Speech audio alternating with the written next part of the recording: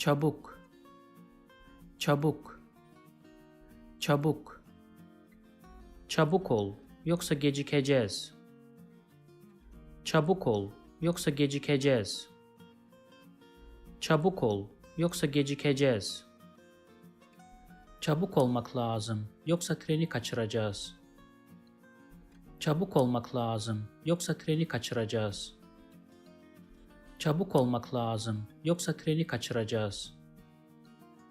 Cevap çabuk geldi, çok şaşırtıcı.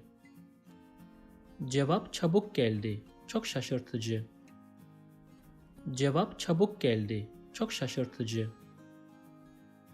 If you like this video, please subscribe to my channel below for more videos on Turkish grammar, vocabulary and pronunciation. Also, if you think this video can benefit somebody else, please share it with them. Last, if you have any comment or request, please provide your feedback in the comment section below and I'll do my best to respond as soon as possible.